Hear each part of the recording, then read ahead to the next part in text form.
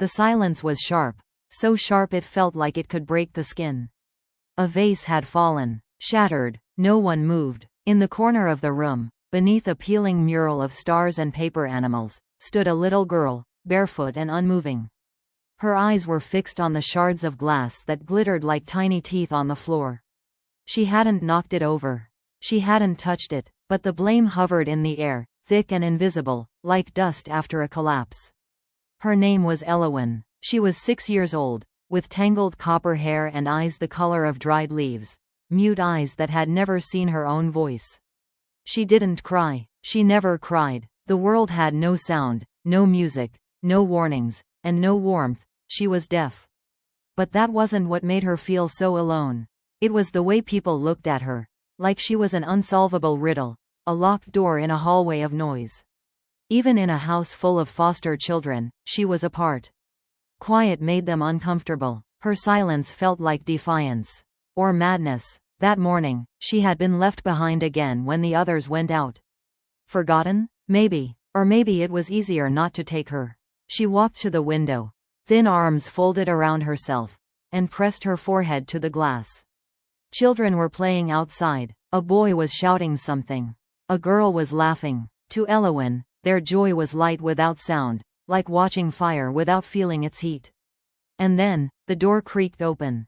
Not the front door, the one to the office. The one no one was ever allowed into. The one where decisions were made. Where files lived. Where people talked about kids like they were case numbers. Elowen turned slowly. A tall woman with a dark braid stepped out of the room, holding a folder with her name on it. The woman didn't look like the others. She wasn't in a rush. She wasn't confused or tired. She looked at Elowen the way you look at something you've been searching for a long time. This was Kaylin. She didn't wave. She didn't speak. She knelt down, removed a small notepad from her coat, and began to draw a bird. A tiny one, wings stretched. Then, she gently tore off the page, folded it, and placed it in Elowen's hand. The child stared at it. Then at Kaylin. Then, very slowly, Elowen pressed the paper bird to her chest and closed her eyes. And for the first time in her life, she felt something speak to her. Kaylin returned the next day. The Millers were surprised. Social workers rarely came back so soon. But Kaylin was different. She had read every line in Elowen's file and found nothing that explained the girl behind the window. No mention of how she never cried even when she was hurt. No one wrote about the way she watched everything so carefully, as though trying to piece together the world with nothing but her eyes. Elowen was waiting when Kaylin arrived. She didn't run to the door or wave, but she stood straighter, her fingers twisting into her sweater, her gaze locked onto the woman with the braid. She remembered her. Kaylin brought a satchel with her this time. She laid a blanket on the floor of the living room and sat cross-legged. Then she unpacked objects, one by one, like a magician preparing for a spell. A stone, a feather, a glass marble, a wind-up mouse. Elowen didn't come close, not yet. But she watched, curious despite herself. Most adults didn't play. They talked too much, too fast, with too many emotions in their eyes. But Kaylin just waited. No pressure, no expectations. After 10 long minutes, Elowen crept forward. Kaylin didn't move. She simply spun the marble on the floor. It rolled in tight, dizzying circles before falling still. Elowen reached out and touched it. For the next hour, they sat together, surrounded by strange little treasures. Kaylin didn't try to teach her anything. Not yet. She only made the world smaller, slower, safe. And for the first time in her 6 years, Elowen wasn't alone in her silence. That night, Elowen dreamed of birds. Hundreds of them, flying in slow motion through a sky she'd never seen before. She woke with her fingers outstretched, as though trying to catch one. Kaylin kept coming back. Every visit, she brought something new. And slowly, day by day, she introduced Elowen to a different kind of language. A language that didn't need sound. It began with gestures. Touch your chin, then move your hand outward. Thank you. Touch your lips and then the air. Eat. Point to the heart, then to the other person. I love you. At first, Elowen mimicked out of politeness, or maybe confusion. But after a while, something began to change. She didn't just copy. She began to ask, Without a single word, she asked for the marble. She asked for more. She asked for the bird. She was communicating, and Kaylin noticed every flicker of progress like it was a miracle. She logged them in her notes but never let the clipboard become a wall. Her mission wasn't to observe Eowyn, it was to reach her. One afternoon, Kaylin arrived with something different. A glove. It was made of soft leather, with the alphabet stitched in colored thread along each finger. Eowyn stared at it, puzzled. Kaylin signed a single letter, E, then pointed at her. Eowyn. The child froze. No one had ever made her name visible before. No one had shown her how her identity could live in the hands of others. She blinked, then raised her own hand and traced the same letter in the air. E. Kaylin nodded. From that day forward, every letter became a stepping stone. And every stone was a path back to the world. As the weeks passed, Eowyn changed. She smiled more. She reached for Kaylin's hands during visits. She no longer flinched when others entered the room. And most of all, she began to sign her own name, over and over, like a secret spell she didn't want to forget. Kaylin brought new signs each time. Colors, emotions, animals. She taught Eowyn how to say brave, how to say scared, how to say help me. Words that had lived trapped inside her now danced across her fingers like fireflies. But it wasn't all magic. Some days, Eowyn folded in on herself like a paper swan in the rain. She refused to sign, refused to eat. On those days, she stared out the window, holding her folded bird from that first day, and rocked gently like a tree in windless sorrow. Kaylin didn't force her to speak. She simply sat nearby, quiet, and let Eowyn feel. One of those afternoons, Kaylin left something new behind, a mirror. It was small, oval, with vines painted around the edges. Eowyn picked it up and stared, not at her reflection, but at her hands in the glass. She practiced signs in reverse, smiling when she got them right. That mirror became her friend. But the world outside the cottage didn't pause just because Eowyn was healing. A letter arrived. A family wanted to adopt her. The Millers weren't prepared to keep her long-term, and social services had already done a home visit with the potential adoptive parents. Kaylin was given the file. It all looked perfect on paper. A stable couple, a quiet home, even plans for therapy and sign language instruction. But Kaylin's hands trembled as she held the folder. She didn't know why it hurt. She wasn't family. She wasn't allowed to feel this way. But Eowyn wasn't just a child she was helping. She was a mirror to her own childhood. A reflection of everything Kaylin had once needed and never received. She stayed late that day. Eowyn was painting in the kitchen. Hands streaked with blue and gold, her eyes full of light. When Kaylin sat beside her, the child reached over and tapped 2 fingers to her chin, then moved them outward. "Thank you," Kaylin signed back, "always," but her heart felt like it was unraveling. The day Eowyn was told about the new family, she didn't cry. She didn't sign. She didn't even blink. She simply stood. Then she walked to the mirror Kaylin had given her, lifted it from the shelf, and held it to her chest. Kaylin knelt beside her. "They seem kind," she signed slowly. "They want to learn. They have a garden." Eowyn looked down. "Do you want to go?" No reply. But the child's shoulders curled in, a silent no, shaped not in sound but in sorrow. And Kaylin felt it, deep in her bones. That night, she sat in her car long after the engine stopped. She pulled out Eowyn's case file again, flipping through pages that had become both map and cage. She knew the system. Children didn't get to choose. Not really. But something about this felt wrong. Eowyn was just beginning to trust. To speak with her hands. To believe in herself. She needed more time, not a disruption.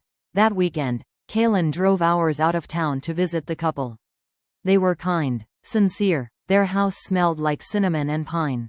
They had even labeled kitchen cabinets with sign words. Still, something felt off. It wasn't anything they said.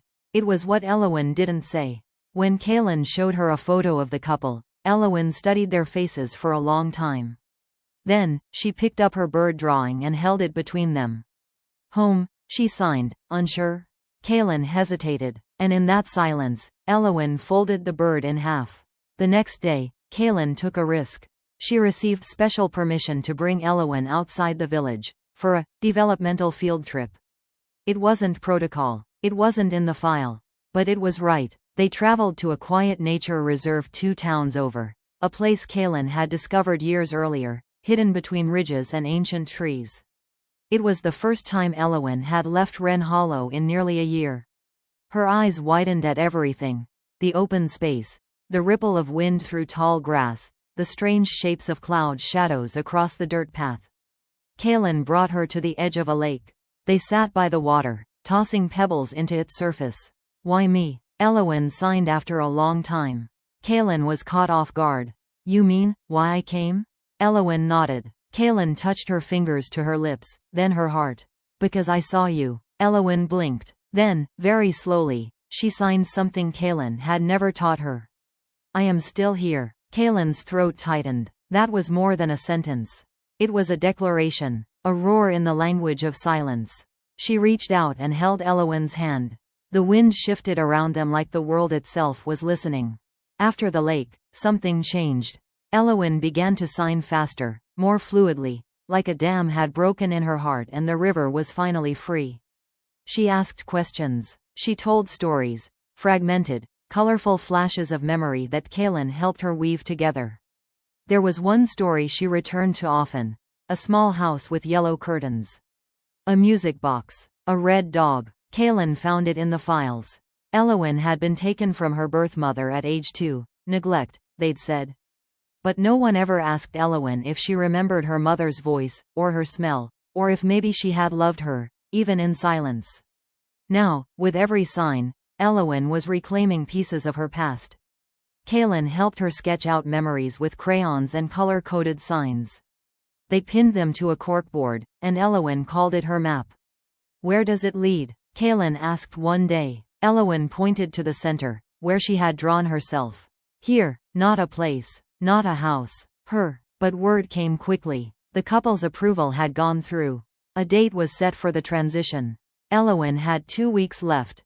Kaylin struggled to breathe when she read the notice. She felt like she was standing at the edge of a cliff, knowing the child behind her trusted her not to let her fall, and yet the system was already pushing them both forward. The next visit, Eowyn greeted her with a drawing. 2 figures on a hill. One had a braid, the other held a bird.